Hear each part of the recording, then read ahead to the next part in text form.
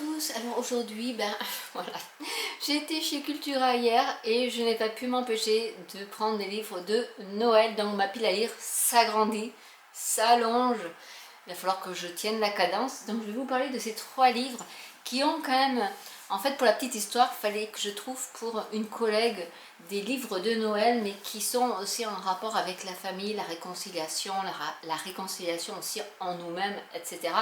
Et du coup, je suis tombée sur 3 livres qui, je pense, sont un peu axés là-dessus. Je ne les ai pas encore lus, forcément.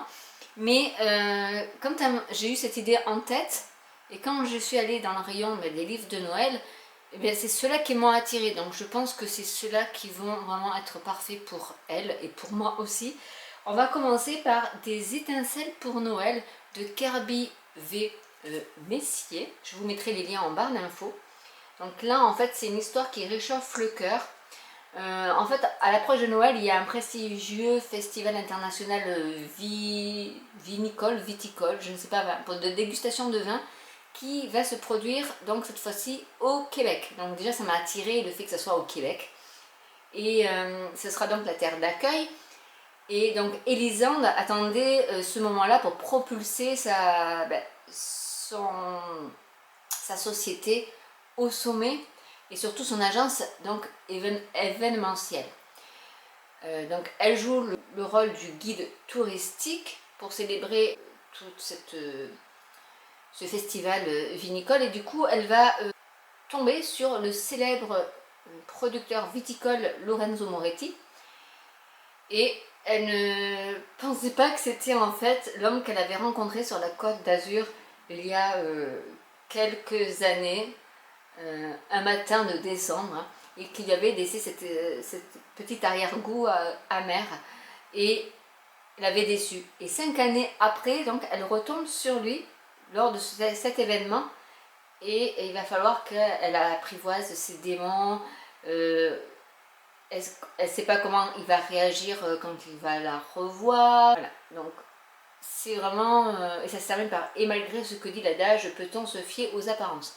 Donc je pense que ce livre, ça peut être bien pour la résilience et tout ça. Donc je pense que je vais lui proposer celui-là. Ensuite, il y en a un autre, c'est de Laure Aleno, c'est Mes défis de Noël. Et je me suis dit, là aussi, mes défis de Noël, il doit y avoir quelque chose au niveau de, voilà, de tout ce qui est développement personnel, de la difficulté de cette période de Noël. Et là, elle ne pensait jamais le revoir, et encore moins se retrouver en coloc avec lui. Donc déjà, ça commence bien. C'est Sarah, une acharnée de travail, qui en fait doit poser ses congés tout le mois de décembre, et elle va aller chez son frère, il s'appelle Matt, qui a un chalet dans la montagne. Mais il y a un petit détail qu'il n'y a pas dit, c'est que Jay, son meilleur ami à lui, est l'ex de Sarah. Voilà, donc elle va devoir cohabiter avec son ex, et c'est un peu le même style que l'autre livre au Québec, où c'est un ex qui revient 5 ans après. Alors, les amis de Sarah lui concoctent un calendrier de l'Avent rempli de défis destinés à renforcer sa confiance en elle, et surtout à faire face à Jay, donc son ex, qui continue de l'obséder après toutes ces années. Donc, au cœur des paysages enneigés, Sarah, soumise à des challenges quotidiens, devra affronter ses peurs, réveiller des souvenirs enfouis, et découvrira même que le chalet renferme plus de secrets qu'elle ne l'imaginait. Donc là, c'est vraiment quelque chose pour se challenger et vraiment penser à autre chose, et à faire une croix sur son passé et vivre vraiment l'instant présent. Et c'est vraiment ça qui est super dans ces livres-là. C'est pas forcément le prince charmant, et c'est des livres comme ça que j'aime. Et dans le même acabit du coup, parce que je pense que quand on part dans la philosophie de se dire je veux un livre de Noël qui parle de ça, bien on est automatiquement attiré par ces livres-là. Parce que j'ai pas forcément lu le résumé, enfin en tout cas le dos de couverture. Moi, ce qui m'intéresse, c'est la première de couverture déjà, mais le titre déjà, bon, j'avais un petit peu lu celui-là parce que je savais pas trop ce que ça voulait dire, juste à temps pour Noël, est-ce qu'elle tombe dans une tempête de neige et qu'elle est bloquée, voilà. Mais celui-ci aussi, il est pas mal, donc c'est Juste à temps pour Noël de Isia Soleil. Et c'est Loa a toujours rêvé de passer Noël à New York avec sa meilleure amie, comme dans les télé films qu'elle adore. Mais elle a une phobie de l'avion. Et oui. Donc en fait, elle va devoir prendre la voiture et traverser tous les États-Unis pour aller à New York. Et elle va se retrouver avec un chauffeur pour ce road trip qui s'appelle Eliel, qui est un chasseur de trésors charismatique mais indéchiffrable. Et au fil de leur voyage à travers les États-Unis, leur relation évolue de manière inattendue, les tensions disparaissent, une intimité se crée, mais ce qui rend leur approche encore plus électrique, c'est le mystère qui plane autour d'Eliel.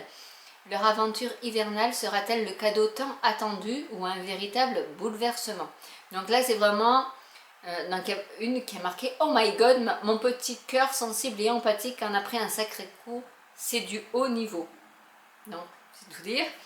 Et là, c'est vraiment se mettre dans le mood d'être avec quelqu'un qu'on ne connaît pas et de commencer à observer et à faire connaissance et peut-être avoir un petit peu d'intimité avec des questions intimes ou des choses comme ça. Enfin, mais il est un peu énigmatique ce petit Eliel là, donc c'est un chasseur de trésors, donc je ne sais pas ce qu'il chasse comme trésor, mais celui-là aussi il doit être pas mal dans ce sens de développement personnel et de rapport à la personne, sans forcément que ça soit juste quelque chose où à la fin ils se marient, ils ont beaucoup d'enfants quoi, vous voyez. Donc ces 3 livres là je pense ne sont pas de cet acabit là, même si peut-être qu'à la fin ils se retrouvent et ils restent ensemble, hein, les 2 ex là de ces 2 livres. Mais, et celui-là peut-être aussi, ils vont peut-être finir ensemble, je ne sais pas.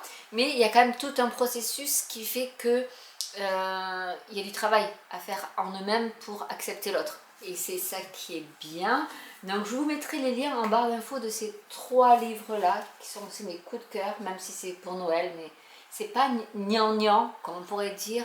C'est vraiment quelque chose où... maintenant, ils font quand même des livres de Noël où c'est pas forcément de la romance. Cela, c'est pas vraiment de la romance, c'est vraiment avec quand même quelque chose derrière, une petite morale derrière, et c'est ça qui est bien. Après, j'en ai avec de la romance, hein. Mais ceux-là, je pense qu'ils sont vraiment pour nous questionner sur notre vie. Et ça, c'est pas mal. Donc voilà, j'espère que cette petite vidéo sur, pas la lire, qui s'agrandit, mais que je ne termine pas, mais je vais peut-être la terminer, parce qu'en ce moment, je suis en train de lire Les lendemains de Melissa d'Acosta, je l'ai bientôt terminé. Et ensuite, je vais peut-être commencer à lire quelques-uns de ces livres-là, parce que Noël approche quand même. Je ne pourrais pas faire un jour un livre, non, parce qu'en travaillant, c'est un peu compliqué, mais je vais quand même essayer d'avancer dans ma palle à lire au moins de Noël. Et voilà, je pense que après il y a tout ce qui est Bridgerton et tout ça qu'il faut que je lise aussi, donc... et sexe, et il y a La sage-femme d'Auschwitz aussi qu'il faut que je lise. Alors en fait, bon, j'ai beaucoup de livres à lire, mais voilà mes 3 coups de cœur de ce week-end, c'était ça. Donc j'espère que cette vidéo vous aura plu. N'hésitez pas à commenter si vous avez des questions, si vous avez des suggestions de livres de Noël, mais qui parlent plus de développement personnel ou de travail sur soi-même. N'hésitez pas à partager autour de vous, peut-être qu'il y a des gens qui aimeraient voir mes petites vidéos sur les livres et mon ressenti. Je vous ferai de toute manière une vidéo sur le prochain livre, donc Les lendemains de Melissa d'Acosta, ce que j'en ai pensé, parce que je l'ai bientôt terminé, donc là je pourrais faire un petit flashback de ce livre-là.